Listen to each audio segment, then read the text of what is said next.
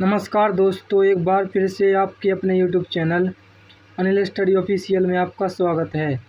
आशा करता हूं कि आप सभी लोग मस्त होंगे, ज़बरदस्त होंगे और आपकी तैयारी भी बहुत बेहतरीन चल रही होगी। जैसा कि आप सभी लोग जानते हैं कि एसएससी जीडी एग्ज़ाम 2025 चल रहे हैं और 26 चल रहे हैं, और आज हम लाए हैं आपके लिए एसएससी जीडी कांस्टेबल 2026 की परीक्षा के लिए 6 मई के लिए संभावित हिंदी के 60 एमसीक्यूज क्वेश्चन लाए हैं, जो कि एसएससी जीडी परीक्षा के नवीनतम पैटर्न पर आधारित हैं। बहुत ही महत्वपूर्ण है और अक्सर ये पूछे जाते हैं। तो चलिए जानते हैं। सबसे पहले हम जानेंगे कि जो पर्यायवाची जो आ सकती हैं। तो क्वेश्चन नंबर 1, अमृत शब्द का पर्यायवाची कौन सा है? तो अमृत शब्द का पर्यायवाची जो होता है वो क्या होता है? वो पीयूष होता है, यानी कि इसका option number B correct answer होगा। अगला क्वेश्चन देखते हैं। क्वेश्चन नंबर 2, सूर्य का सही पर्यायवाची चुनें। तो सूर्य का सही पर्यायवाची जो होता है वो दिनकर होता है, इसका option number B correct answer होगा। अगला क्वेश्चन देखते हैं। क्वेश्चन नंबर 3, दिए गए शब्द का पर्यायवाची चुनें। आकाश का पर्यायवाची क्या होता है? तो आकाश का पर्यायवाची व्योम होता है, यानी कि इसका option number A correct answer होगा। अगला क्वेश्चन देखते हैं। आज का बहुत ही इम्पोर्टेंट क्वेश्चन है। क्वेश्चन नंबर 4, कमल का पर्यायवाची शब्द क्या होगा? तो कमल का पर्यायवाची शब्द क्या होता है? तो कमल का पर्यायवाची शब्द पंकज होता है, यानी कि इसका option number C correct answer होगा। अगला क्वेश्चन है क्वेश्चन नंबर 5, पहाड़ का पर्यायवाची नहीं है। तो इनमें से पहाड़ का पर्यायवाची क्या नहीं है? तो गिरी भी होता है, पर्वत भी होता है, भूधर भी होता है। तो पहाड़ का पर्यायवाची जो सरिता नहीं होता है, क्योंकि सरिता जो होता है वो नदी का होता है, यानी कि इसका option number D correct answer होगा। अगला क्वेश्चन देखते हैं। क्वेश्चन नंबर 6, शेर का पर्यायवाची शब्द चुनें। तो शेर का पर्यायवाची शब्द क्या होता है? तो शेर का पर्यायवाची शब्द जो होता है वो मृगेंद्र होता है, यानी कि इसका option number A correct answer होगा। आज का अगला क्वेश्चन है क्वेश्चन नंबर 7, आँख का पर्यायवाची शब्द है। तो आँख का पर्यायवाची शब्द होता है चक्षु, यानी कि इसका option number A correct answer होगा। अगला क्वेश्चन देखते हैं। क्वेश्चन नंबर 8, जंगल का पर्यायवाची चुनें। तो जंगल का पर्यायवाची क्या होता है?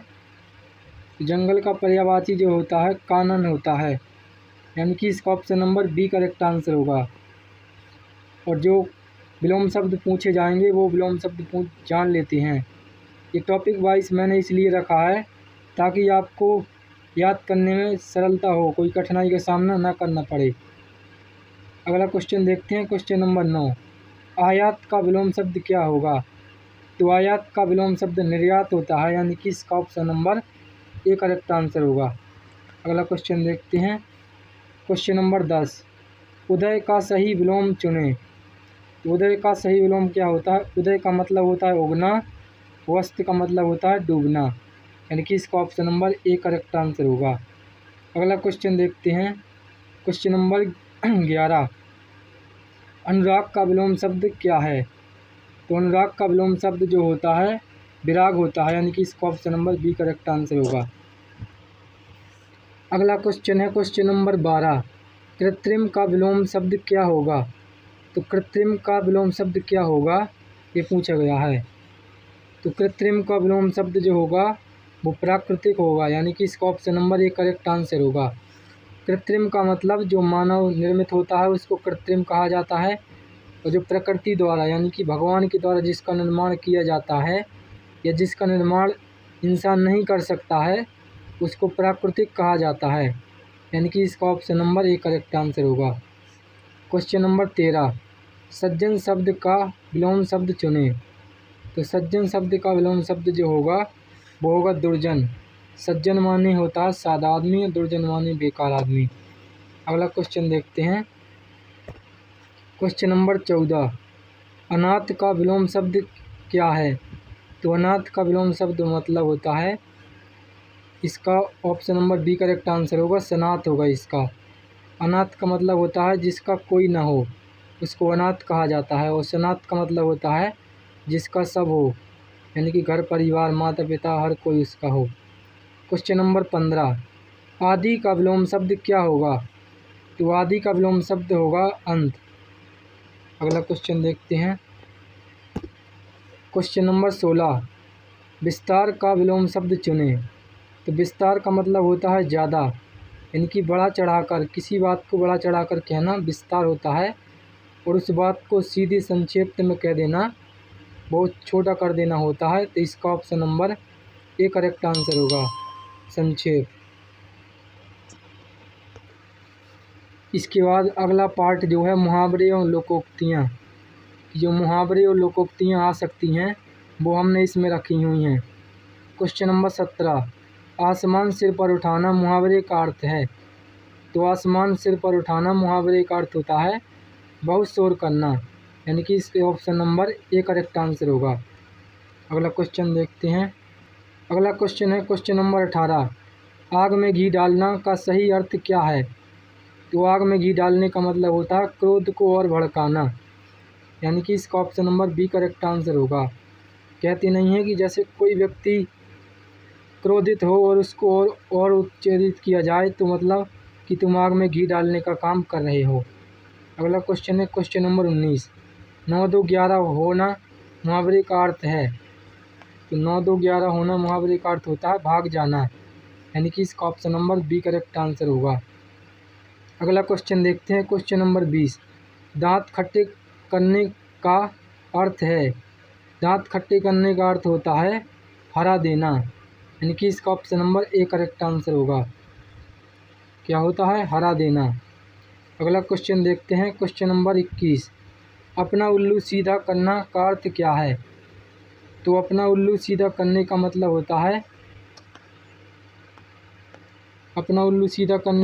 होता है अपना स्वार्थ सिद्ध करना। इसका option number B correct answer होगा। अगला क्वेश्चन देखते हैं क्वेश्चन नंबर 22, गागर में सागर भरने का अर्थ है। तो गागर में सागर भरने का मतलब होता है अधिक में थोड़ा कहना, थोड़े शब्दों में बहुत कुछ कहना, या घड़े में जल भरना, या असंभव कार्य करना। तो आप सभी लोग बताएंगे कि इसका मतलब क्या होगा। तो इसका मतलब होता है बहुत अधिक और थोड़े शब्दों में बहुत कुछ कहना, यानी कि इसका option number B correct answer होगा। क्वेश्चन नंबर 23, ऊँट के मुँह में जीरा मुहावरे का अर्थ है। तो ऊँट के मुँह में जीरे का मतलब होता है कि बहुत अधिक खाने वाले को कम देना, कि मतलब जैसे ऊँट के मुँह में जीरा होता है ना, क्योंकि ऊँट ज़्यादा खाता है, जीरे का मतलब होता है उसको कुछ असर ही नहीं होता है। इसका option number A correct answer होगा। अगला क्वेश्चन देखते हैं क्वेश्चन नंबर 24, आँख का तारा होना का अर्थ क्या है? तो आँख का तारा होने का मतलब होता है बहुत प्यारा होना। जैसे कहते नहीं हो कि तुम तो अपनी माँ की आँख के तारे हो, यानी कि वो अपनी माँ के लिए सबसे प्यारा है। इसका option number A correct answer होगा। अगला क्वेश्चन देखते हैं क्वेश्चन नंबर 25, हवा से बातें करना मुहावरे का अर्थ क्या है? तो हवा से बातें करने का मतलब होता है बहुत तेज़ दौड़ना, यानी कि इसका option number A correct answer होगा। जैसे कहते नहीं है कि घोड़ा हवा से बात करता है, यानी कि वह बहुत तेज़ दौड़ता है। अगला क्वेश्चन देखते हैं, बहुत ही इम्पोर्टेंट क्वेश्चन आ गए हैं अब, आप सभी लोग ध्यान रखिएगा।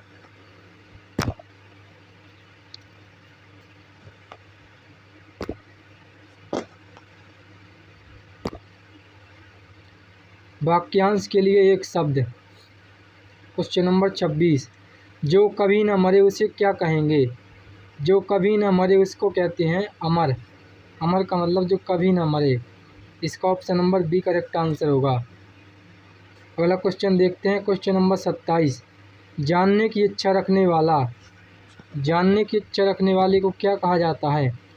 तो जानने की इच्छा रखने वाले को जिज्ञासु कहा जाता है। इसका option number B correct answer होगा। आज का अगला क्वेश्चन है क्वेश्चन नंबर 28, जिसका कोई शत्रु न जन्मा हो उसको क्या कहा जाता है? तो जिसका कोई शत्रु न जन्मा हो उसको अजात शत्रु कहते हैं। इसका option number A correct answer होगा।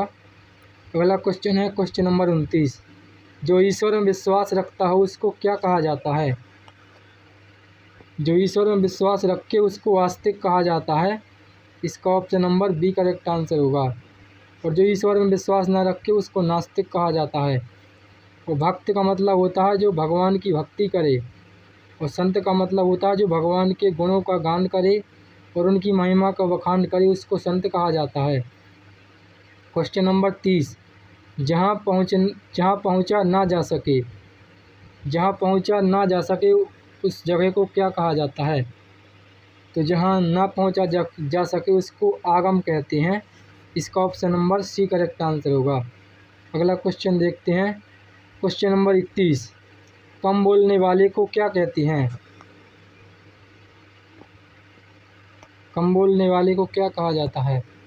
तो कम बोलने वाले को कहा जाता है मितभाषी, यानी कि इसका option number B correct answer होगा। अगला क्वेश्चन है क्वेश्चन नंबर 32, जो सब कुछ जानता हो उसको क्या कहते हैं? जो सब कुछ जानता हो उसको सर्वज्ञ कहा जाता है, यानी कि इसका option number B correct answer होगा। अगला क्वेश्चन है क्वेश्चन नंबर 33, जो किए गए उपकार को मानता हो, जो किए गए उपकार को मानता हो उसको क्या कहा जाता है? उसको कहा जाता है कृतघ्न, कृतज्ञ, यानी कि जो कृतज्ञ हो, जो किए गए उपकार को भूले नहीं उसको कृतज्ञ कहा जाता है। इसका option number B correct answer होगा। अगला क्वेश्चन देखते हैं। शुद्ध वर्तनी वाला पोर्शन आ गया है, वो एक क्वेश्चन रह गया है। क्वेश्चन नंबर 34, जिसके समान कोई दूसरा ना हो, जिसके समान कोई दूसरा ना हो उसको अद्वितीय बोलते हैं, कि उसके जैसा कोई दूसरा नहीं है। अब इसके बाद शुद्ध वर्तनी वाला पोर्शन आ गया है, कि शुद्ध वर्तनी से संबंधित जो क्वेश्चन होंगे इस पार्ट में आपको मिलेंगे। क्वेश्चन नंबर 35, सही वर्तनी वाले शब्द का चयन करें। तो इनमें से सही शब्द कौन सा है? तो इसमें से जो सही शब्द होगा वो option number A correct answer होगा, कवित्री। ये भी गलत होगा, ये भी गलत होगा और ये भी गलत होगा। अगला क्वेश्चन है क्वेश्चन नंबर 36, इनमें से शुद्ध वर्तनी है। तो इनमें से शुद्ध वर्तनी चुनना है, तो इसका option number B correct answer होगा, उज्ज्वल। अगला क्वेश्चन देखते हैं। क्वेश्चन नंबर 37, सही वर्तनी चुने। आशीर्वाद, ये वाला आशीर्वाद नहीं होगा, ये वाला होगा, option number B correct answer होगा। अगला क्वेश्चन है क्वेश्चन नंबर 38, शुद्ध वर्तनी वाले शब्द का चयन करें। तो इनमें से शुद्ध कौन सा है? तो इसका सही आंसर जो होगा वो होगा ऑप्शन नंबर ए, सन्यासी। अगला क्वेश्चन देखते हैं इसके बाद। क्वेश्चन नंबर 39, इनमें से कौन सा शब्द शुद्ध है? तो कौन सा शब्द शुद्ध है ये पूछा गया है।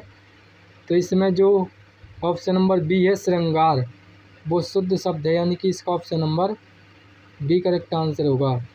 अगला क्वेश्चन देखते हैं। क्वेश्चन नंबर 40, सही वर्तनी चुने। तो सही वर्तनी इसमें से चुनना है पूजनीय, पूजनीय या पूजनीय। इसका ऑप्शन नंबर जो होगा वो सी करेक्ट आंसर होगा, पूजनीय। अगला क्वेश्चन देखते हैं। क्वेश्चन नंबर 41, शुद्ध वर्तनी वाले शब्द का चयन करें। तो शुद्ध वर्तनी वाले शब्द का चयन करना है कि ज्योतिषना। तो ज्योतिषना कौन सा सही लिखा है? तो इसका option number B correct answer होगा। अगला क्वेश्चन देखते हैं। सही वर्तनी चुने। युधिष्ठिर, तो युधिष्ठिर इनमें से कौन सा सही लिखा है ये पूछा गया है।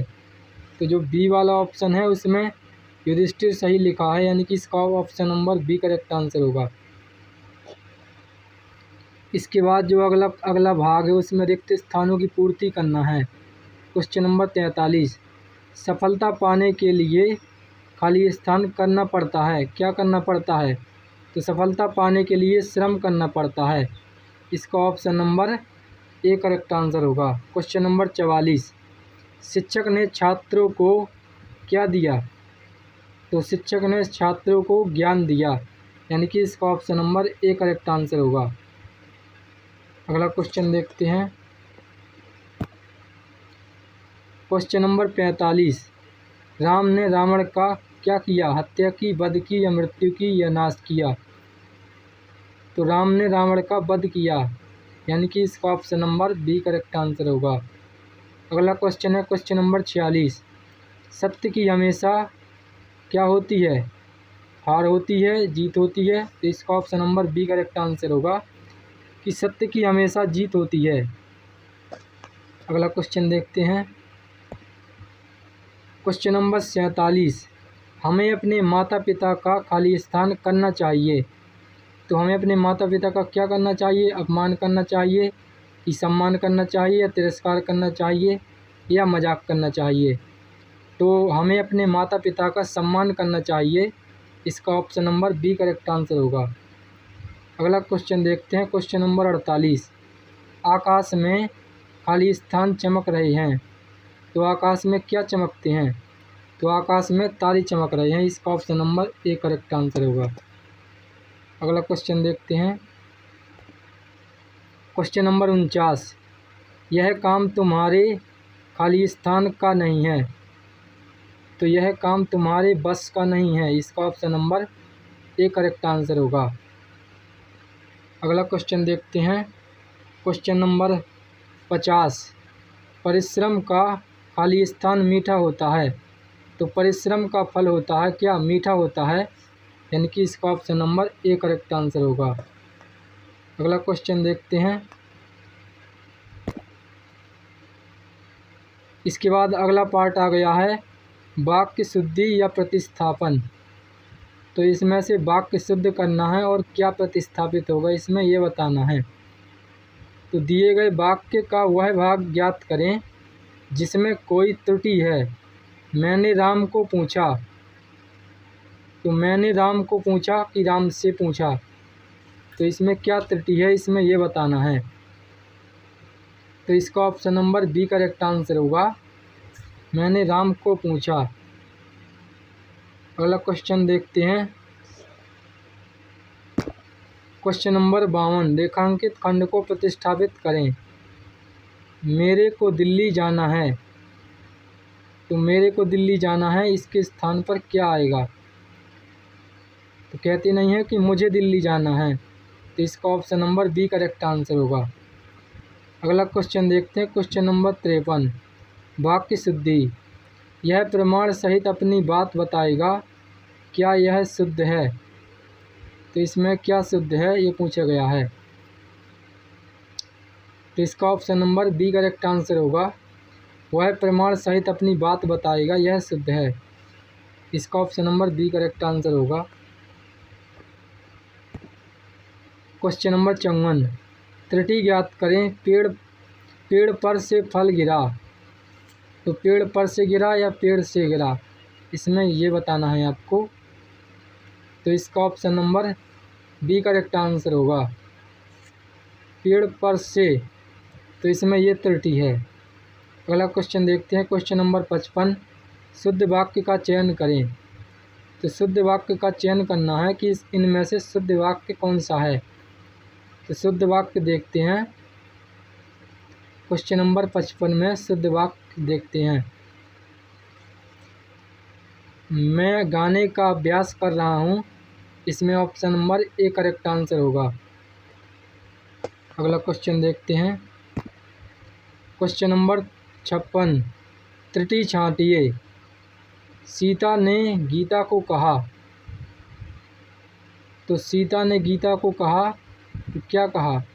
तो गीता से कहा। तो इसका option number B correct answer होगा, गीता को कहा। अगला क्वेश्चन देखते हैं क्वेश्चन नंबर 57। प्रतिस्थापित करें। रोगी को सेब काट कर खिलाओ।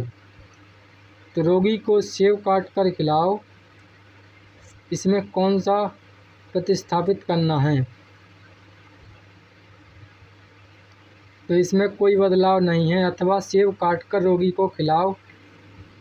तो इसका option number C correct answer होगा। कौन सा होगा? Option number C correct answer होगा। अगला क्वेश्चन देखते हैं क्वेश्चन नंबर 58। शुद्ध वाक्य चुनें। तो शुद्ध वाक्य चुनना है। आज का अवकाश देने की कृपा करें। तो इसका option number B correct answer होगा। अगला क्वेश्चन है त्रुटि ज्ञात करें। महात्मा गांधी का देश सदा आभारी रहेगा, इसमें क्या त्रुटि है? तो ये पूछा गया है कि इसमें क्या त्रुटि है। तो इसका option number A correct answer होगा। अगला क्वेश्चन देखते हैं।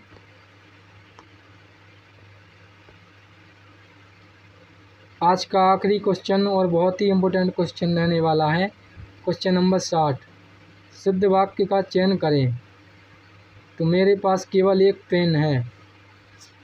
तो इसका option number B correct answer होगा। आशा करता हूँ कि आप सभी लोगों को वीडियो पसंद आया होगा। अगर आप सभी लोगों को वीडियो पसंद आया होगा तो वीडियो को लाइक शेयर कमेंट करें और चैनल को सब्सक्राइब करें। तब तक के लिए धन्यवाद। मिलते हैं नेक्स्ट वीडियो में।